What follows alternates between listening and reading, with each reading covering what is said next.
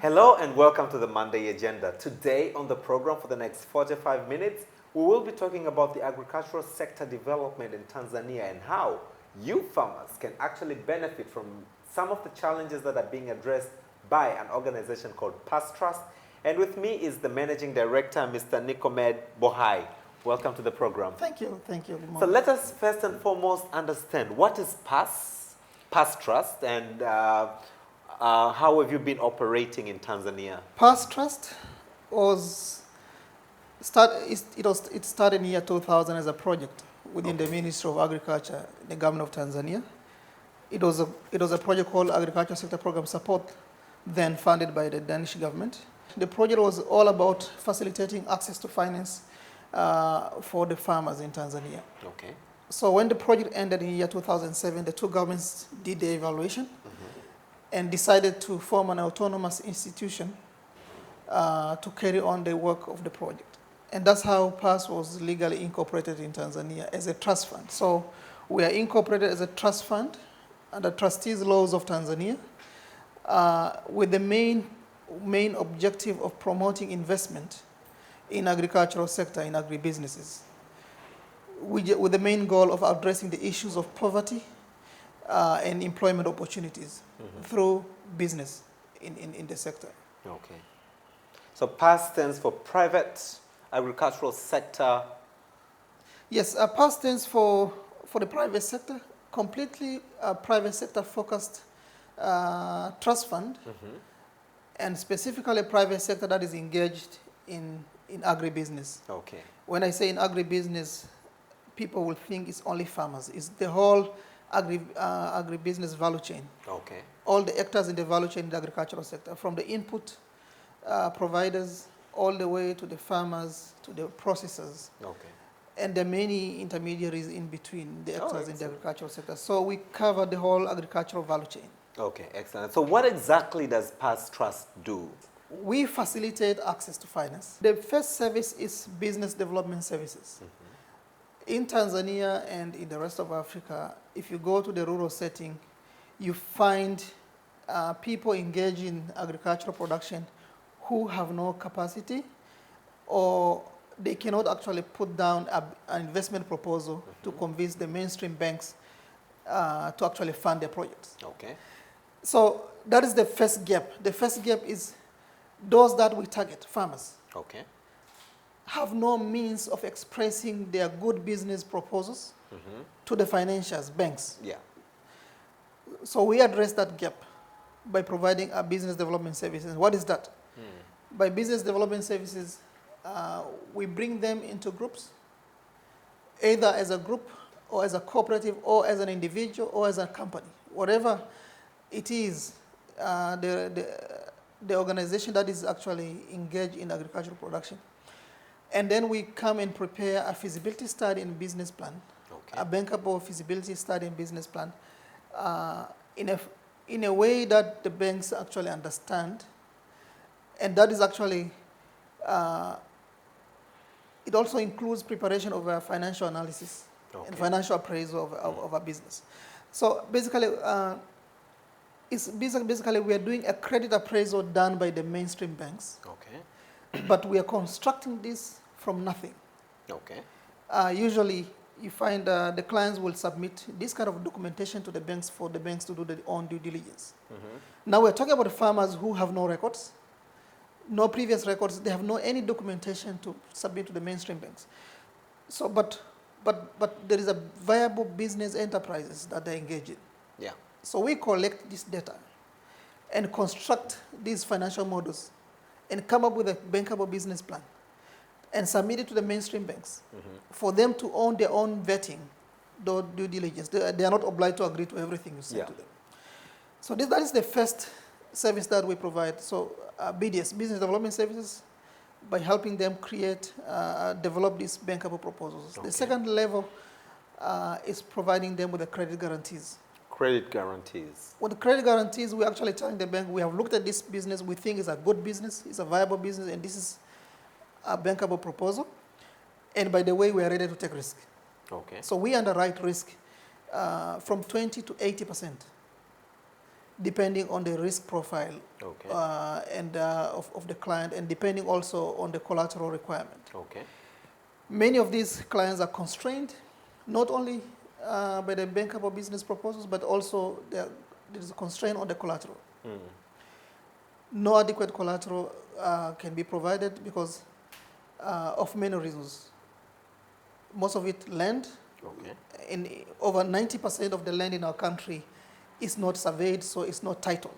Correct. So you cannot actually provide a formal mortgage over this land. Mm-hmm. And the banks are constrained by the regulations of the central bank that requires them to have a certain threshold, at least 125% collateral. Correct. And these clients, despite of having a good business proposals, they cannot meet these regulatory requirements, and the banks are constrained. So we fill the gap by providing a credit guarantee that bridges the gap of the collateral deficiency Okay. for them to really access credit. Okay. So that is the second service. The third service, The one that you recently the one we introduced. recently started, Okay. we looked at the young men and women, young people. Tanzania at the moment, we have, the studies have shown about 800,000 young people, youth, getting to the labor market every year. Mm. And there is no jobs to absorb all of them. Correct. But we realize that Tanzania has the biggest potential of agricultural land. Mm-hmm.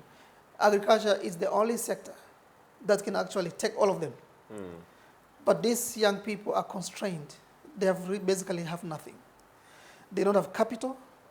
Traditionally, the land is owned by the elders, Correct. mostly men. And these young people have nothing, so they cannot even start their own business. So we started Agribusiness Innovation Center, basically targeting the young people. Mm-hmm. We do the public announcements for the young people to apply to join the Agribusiness Innovation Center, and then we screen them to find, because not all of them are good entrepreneurs. So we Correct. screen them to find who are really passionate about being entrepreneurs in agribusiness. And those that have gone through our selection, they join our incubation centers. Okay. So we have incubation centers where we put these young people to learn our business. Okay. To give you an example, we have an incubation center at Sokoine University of Agriculture doing the horticulture. Okay. So about 25 screenhouses for horticulture, tomatoes.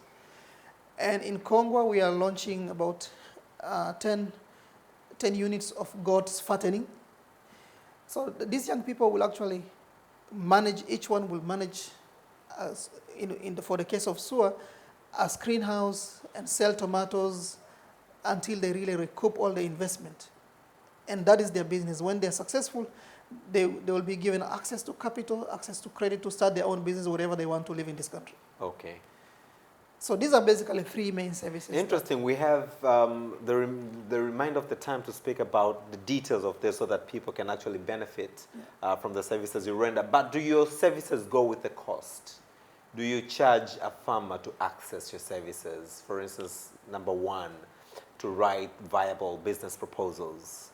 You know, number two is internal logistics. I believe they're more internal. But number one, especially if we go to a region like Mbeya today, a potato farmer would like to, you know, get access to you know, the services. Do they need to pay?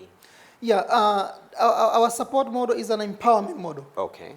In the empowerment model, and when you engage the private sector, we don't want to send a message that this is a free lunch.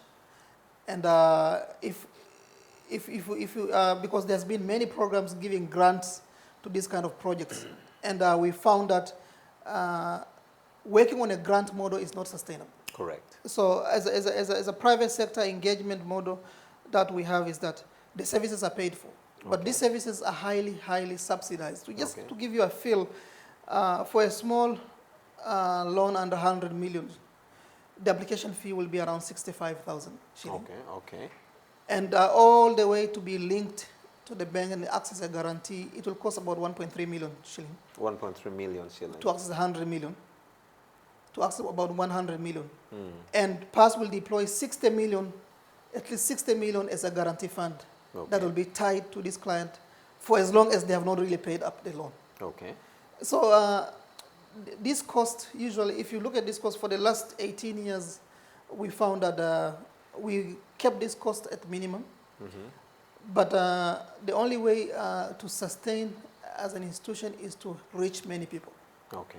So reaching many people, accessing the service will actually make this as an institution sustainable. How has your journey been so far? How many people have you been able to support so far? One of the struggles I'm having in the country, in Tanzania, is actually being able to say we've groomed the likes of Pinda in the honey industry. Yeah.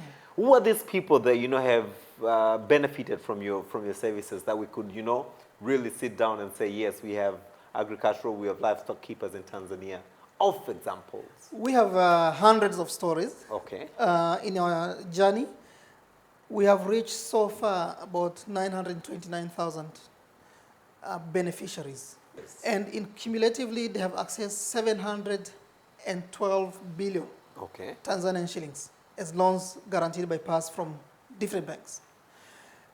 Just to give you a feel, on 2018 alone, last year, 2018 alone, we managed to reach 196,000 beneficiaries who accessed 191 billion Tanzanian shillings from our collaborating financial institutions. How comes we do not see?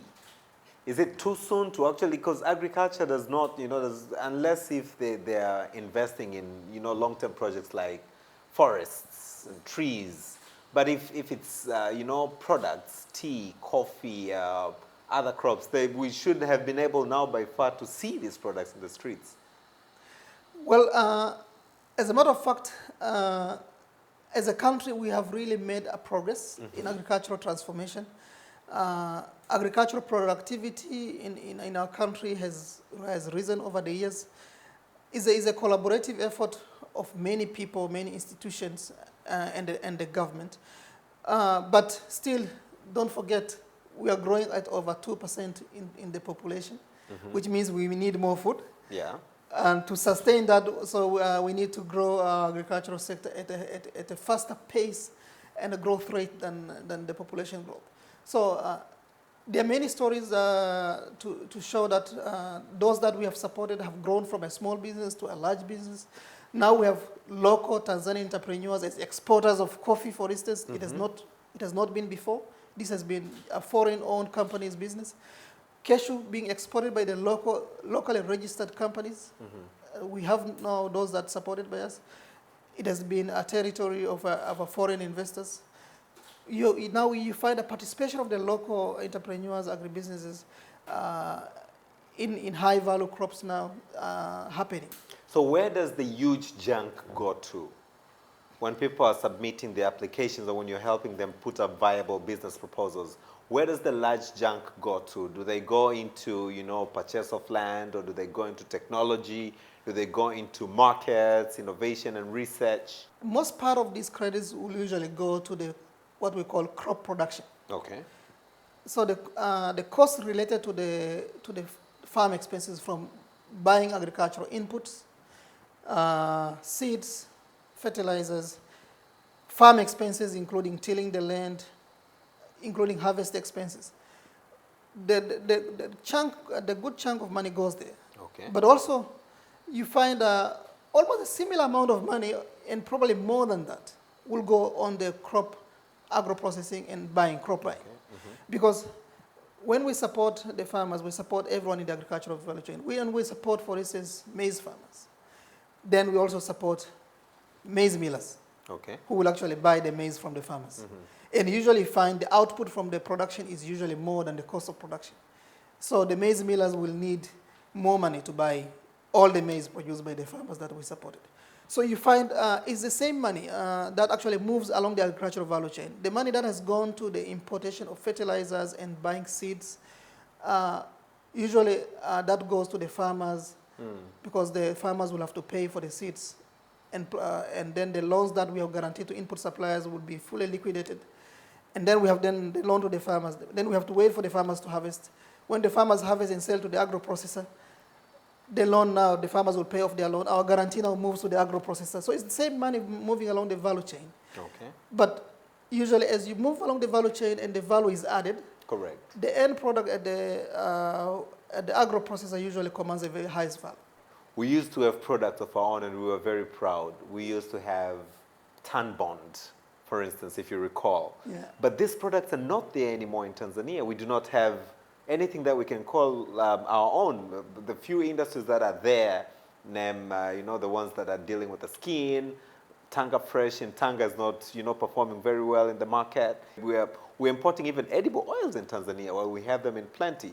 So for me, as I'm thinking, if there's an access to such a huge chunk of resource in the sector, agriculture in the subsector, and the livestock subsector, why not focus on, reducing at least importation of food? Yeah, let's start with the importation of the edible oil because you mentioned that. Yes. Just as an example. We are spending like over $300 million every year as Tanzania in importing edible oil. Okay. And Tanzania has huge potential to be self-sustainable in edible oil production. As you have heard, the government has made decision to promote sunflower farming and palm oil. To start, the low-hanging fruit there is sunflower oil. Correct. And to some extent, cotton oil.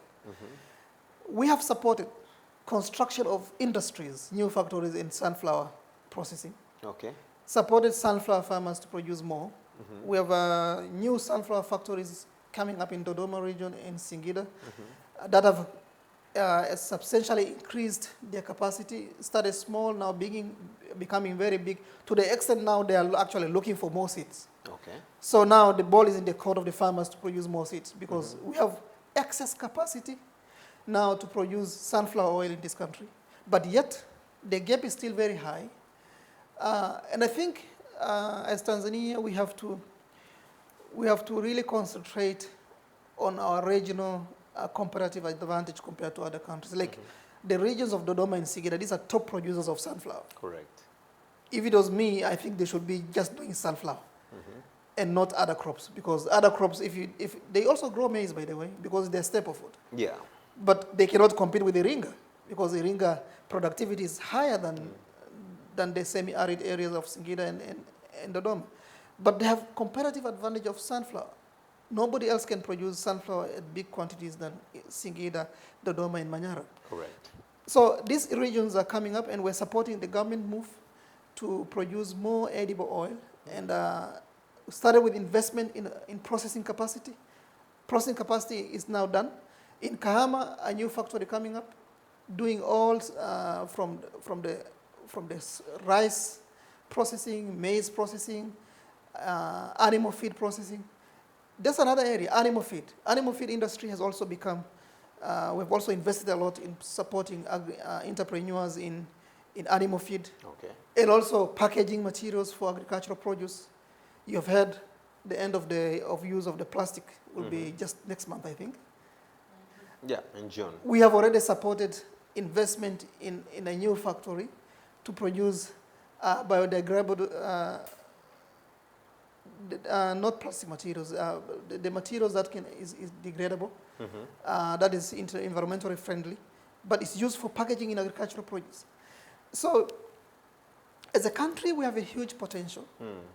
And the investors, the private sector entrepreneurs that are actually in the value addition of these agricultural produce, who have seen the opportunity, we are there to support them, to do these investments and also create a market for the farmers. Okay. How many people have we had so far been incubated? You mentioned SUA and... Dodoma Taliri.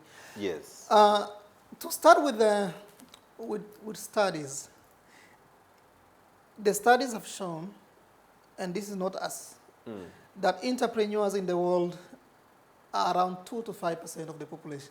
Oh. So not everyone will be an entrepreneur. Correct. We will not all be entrepreneurs.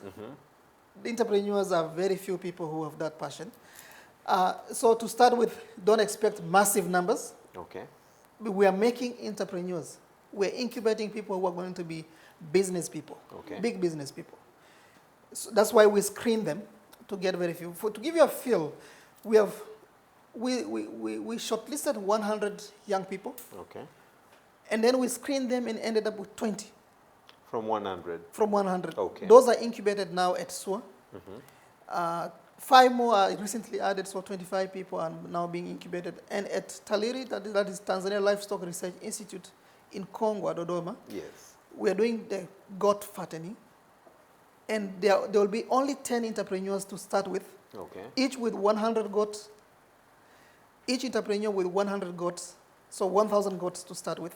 And we will expand that to about 20 entrepreneurs. Our vision is to have 500 entrepreneurs every year in our incubation centers, because we are in the process of putting more incubation centers around the country. For instance, in Dar es Salaam here, we'll be putting an agro-processing incubator. What that means is that this will be like small factory, small 10 factories. And each one is given to one entrepreneur who will be trained on how to run it profitably. And when they succeed to run it profitably, then they will be given a startup capital to start their own business. Okay. My major concern also, apart from that, is you're talking about 1,000 goats. Yeah. If you talk about 1,000 goats, you're talking about maybe within a couple of months, probably double the number. Are we prepared as the market to be able to consume what is being produced in the goats, for instance, value chain? In the goats value chain, for instance, we did a research. There is an abattoir in Dodoma that needs 1,000 goats every day. Okay. That is the capacity. There is no way we can actually even meet that. And so the market is huge. The entrepreneurs are now exporting a lot of goats to the Middle East, Okay. the Arab countries. There is a lot of demand. And now the countries like Ethiopia are taking advantage because they're having the large herds of animals. They're actually supplying these countries. Okay. And you know, if you look at the dairy products or the livestock products, these are usually consumed by people with a high income. As the world progresses to have a people with a higher income, you see the demand for the animal products coming up.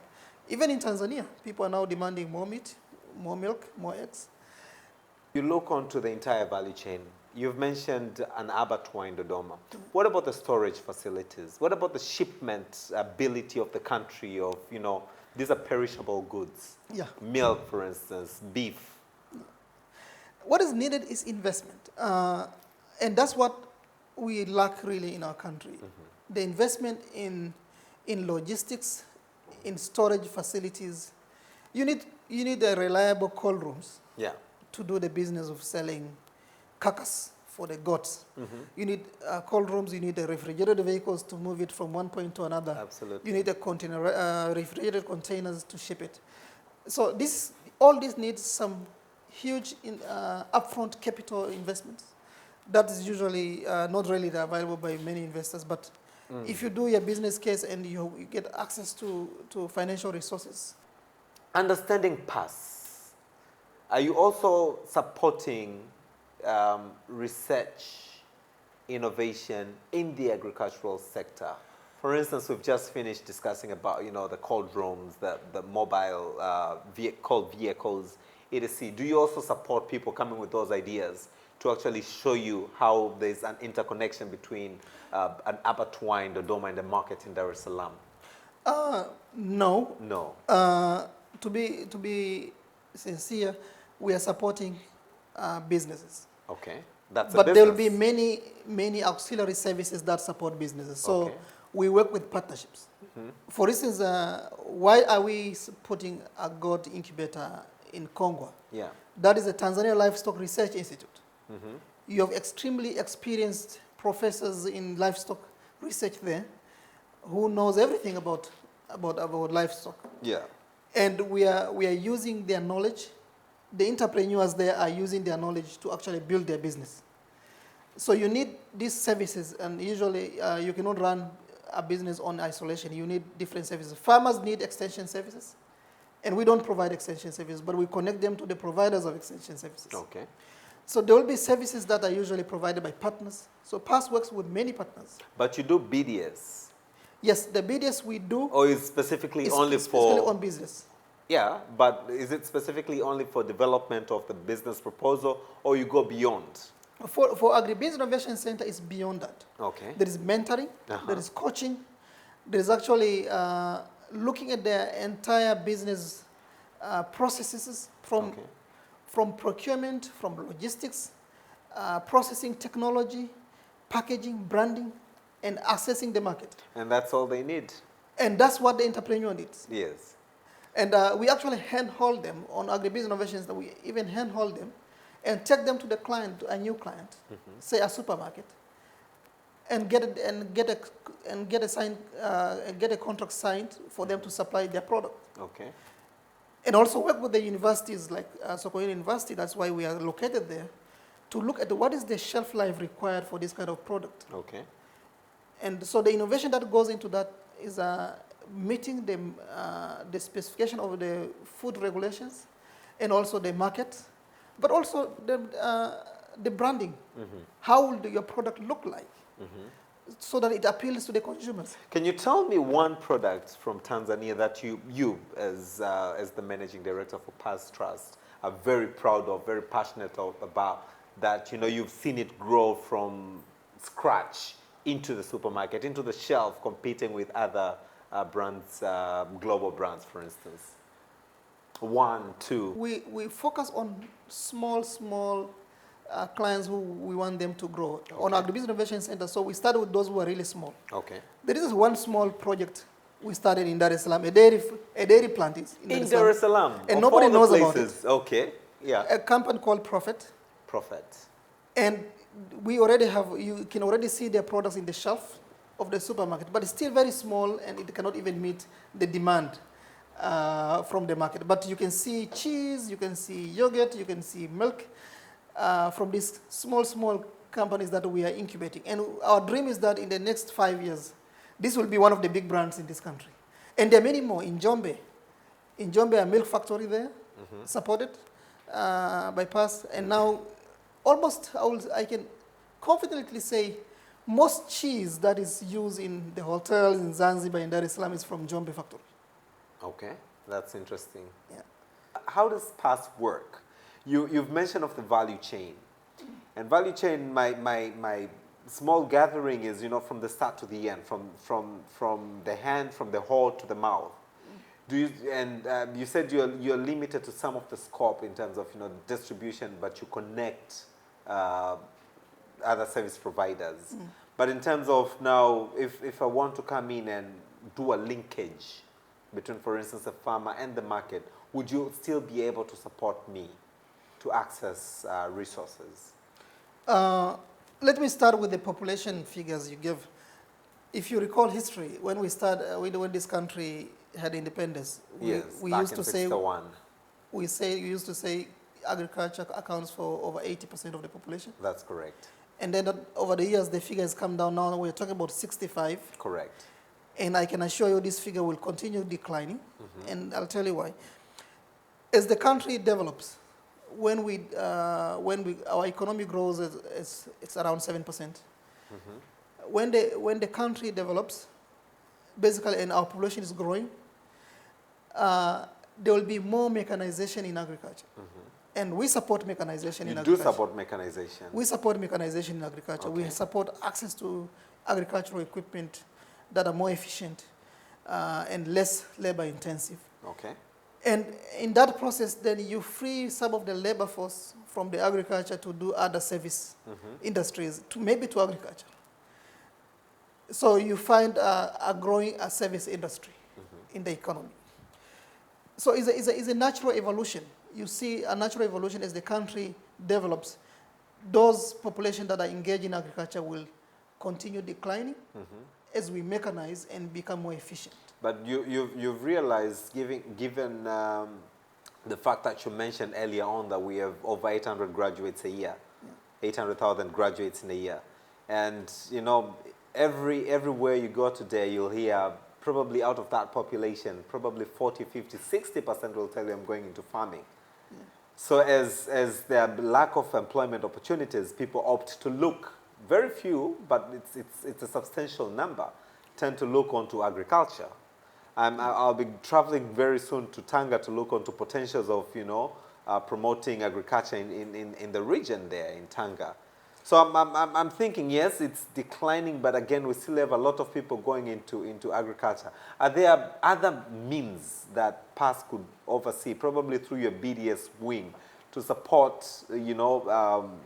skills building beyond agriculture? Probably Yeah. going to services, going to production of, the bags, that could support the sector, the packaging, the promotion, the marketing, as you mentioned, international markets. We are challenged by standards, for instance, but we still could have people incubated on how to improve on quality and standards of our products. Do you see that as a niche in the country? I believe we are building a new generation of farmers in this country. Okay. A farmer who is knowledgeable. Uh, our four grandfathers have been planting maize because it grows and it's the main food. And they've been looking to the sky waiting for rain for their maize. We are looking at a new generation of farmers who are in control of the environment where they produce. Plant needs nutrients. Agriculture is a science. And so it's not, so you have to know what the plant needs. So you need to give the right nutrients to the plant to get it nourished. Okay. So irrigation is top agenda that we promote. Do you also support? Yes, we support different types of irrigation technologies. We have Okay. supported most of the irrigation schemes by the government. The farmers using these irrigation schemes, we have supported them Okay. to invest in the production irrigation scheme. That is one. But in more advanced technologies like center pivot irrigation systems in big farms, we have supported that. And then the normal, now the drip irrigation systems, that is using the greenhouses or even in open field, we supported that. And through that, you provide the right nutrients to the plant and you don't depend on rain because you provide water. So this is kind of a knowledge that we're imparting into these young people. So Okay. these young people are going to be a catalyst of change in the community when they go to actually do their agribusiness. How well spread are you in the country? We are covering the whole country through 6 zonal branches. Okay. We are here in Dar es Salaam, but Morogoro, in Arusha, Mwanza, Kigoma, Mbeya, Mtwara. Okay. But we also use the partner banks. We work with the 15, I didn't mention this, we work with 15 commercial banks who have signed with PASS to actually guarantee, PASS will guarantee the loans through these banks. And we use these banks' branches as also as one of our ways to reach out to these people, Okay. to the farmers. Okay. One of the challenges with agriculture and why agriculture is literally not very bankable is the fact that, agriculture in Tanzania still depends on the rain-fed agriculture for the longest time. Still, majority of us depend on the rainfalls. This then makes agriculture unreliable sector to actually support. How have you managed to actually support farmers in agriculture? Because it's really been a challenge. It And is. of course, these are bank facilities. They come with the loans and interests, and sometimes we have the rains. The rains were delayed last year. How do you mitigate such risks? The main risks that we are facing is a risk related to climate, that is drought or excessive rain. And as a country, we have been pushing for the country to launch an institution, a fund on weather risks insurance fund. Okay. The likes of NHIF, we have NHIF for the health Correct. insurance fund, but we Yeah. need one for the Crop insurance or something. agricultural natural risks Okay. insurance fund. Okay. And there are examples around the world. Israel has such a fund for over 60 years, that covering the farmers in that country against these kind of risks. Okay. And I think it's high time that we need that. And the insurance regulator is already working on the insurance policy for the country. Excellent. And we're pushing for that agenda so that we have an insurance fund for agricultural risks, natural risks in agriculture. And indeed, that has been a constraint, and the few projects that have failed that we supported, most reasons will be drought, excessive rain, and others. Any last words, any call that you would like to make at this point in juncture before we end our very interesting discussion in this program? The important message is that we are here to empower Tanzanians to have access to credit for investment in the agricultural projects and agribusiness projects. And you can access this through our branches throughout the country, or through our partner banks in their branches throughout the country.